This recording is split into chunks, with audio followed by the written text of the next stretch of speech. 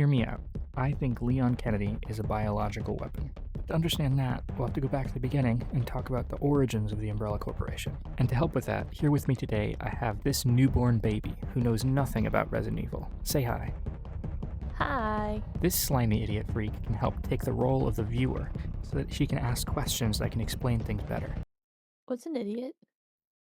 Cliff notes. This guy, Oswald E. Spencer, he founds the Umbrella Corporation, and they are trying to create viruses to inject DNA changes into human hosts. And to help fund this virus research, they created separate bioweapons out of what they found to basically sell to the highest bidder. But then there was an outbreak of one of their viruses in one of their labs. A small team of Special Forces police officers were sent to get a look at the situation. That included Albert Wesker, Jill Valentine, Chris Redfield, and at least one more, but no one knows who that was. They fought their way through the mansion and it blew up and everything, but along the way, Wesker was infected, and he didn't turn into a zombie. He turned into a super guy. He was compatible with the virus, which was originally intended to create superhumans. Enter Raccoon City, 1998. There's an outbreak all across the city, and one rookie cop rolls up to the police station and gets bit like a bajillion times. Somehow, he eats little plants, and those little plants heal him. Across the games, one thing that you tend to see is when people get bit, they die or eventually turn into zombies or both. One thing about all the Resident Evil protagonists is they get bit all the time. They get gnawed on, they get like chomped, and they just keep on going. I hate it when that happens.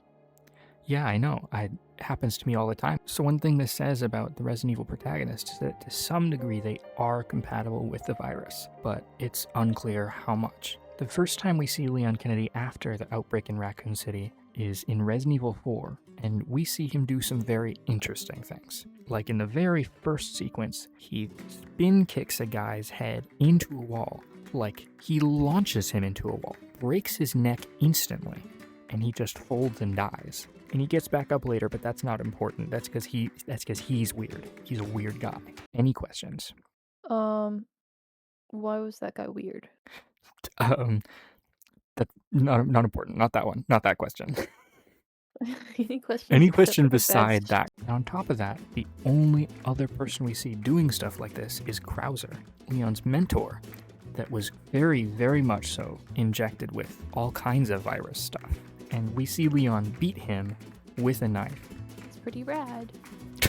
In the latest Resident Evil game, Resident Evil Requiem, we learned that everyone that was in Raccoon City is infected with the T-Virus.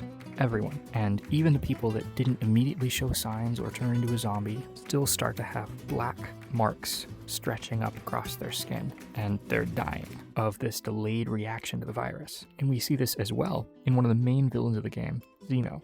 Xeno is implied to be a clone of Wesker, who died or something. I did not play Resident Evil 5. I don't know. But Xeno has these same marks. He's dying from the same infection, and he has the same extreme reflexes and strength as Wesker did. Also, elsewhere, we see lots of characters that have been infected with the T-Virus that are doing very interesting things, though are not specifically said to be bioweapons, like Chris famously punching the boulder. Like punching a boulder off of him, he punches a boulder. There's this boulder. He punches the boulder. Why does he do that? No one knows. You just did it for fun? I haven't played Resident Evil 5. However, the thing that makes me think of all this is Ethan Winters' story across Resident Evil 7 and 8. Ethan Winters is just some random guy that was looking for his missing wife in the woods. And he stumbled across the Baker family, who instantly killed him, canonically, super dead. But having been infected with the mold and being compatible, he just was alive again. And they stapled his hand back on, and it just works. Across the game, you can lose multiple body parts, and you just pour a little juice on it, and it comes back on. Like, that's not normal. It is funny to me that in Resident Evil 8, it was like a twist. Like, we weren't supposed to know that he wasn't normal. I hate it when my arms get lopped off. Yeah, me Have to too. shove It makes them you look back on. really weird. Hey. You know I'm insecure. Basically, he was this normal guy that got extraordinary abilities, but I see that as potentially a microcosm for like the whole story of all the characters that have interacted with the viruses in any way, because they have to be somewhat compatible to be able to not just die when they're infected with these things, but then we also see them utilizing extraordinary abilities. Are we supposed to just think that it's campy whatever, like we did with Resident Evil 7 when the guy sewed his arm back on? Or is there more to it? Wait, why did the guy sew his arm back on? Because it was off. And he was just fine. Was this just some random dude? This is Ethan Winters. Oh. Who's Ethan Winters again? Well, you sort of explained why he's a bioweapon, but I'm not convinced yet. Because for all I know, that could just be game making it playable for you. Okay, I see what you mean. However, there was one soldier that escaped Raccoon City, and he was never a mainline story playable character. But off screen, he went on to be a legendary mercenary who famously, his name is thought to stand for Human Unit Never Killed.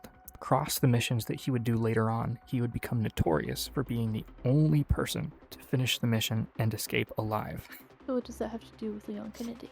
Well, Hunk, they call him, was in the same place. He was infected with the same thing, and he went on to do extraordinary things as well, just like all the other Raccoon City survivors. In Resident Evil 9, Hunk and Leon do fight. This is another thing where it seems like something more is going on, because as you're fighting him, he's literally, every time you pull out your gun to shoot him, he dodges the bullet, just like Sino and just like Wesker do, just a little slower.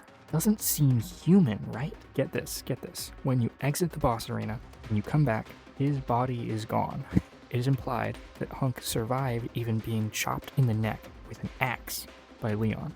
On insanity difficulty, there are 2 other enemies in the room. When you go out and back in, their bodies are still there. Hunk's is not. It's pretty epic. Yeah, exactly.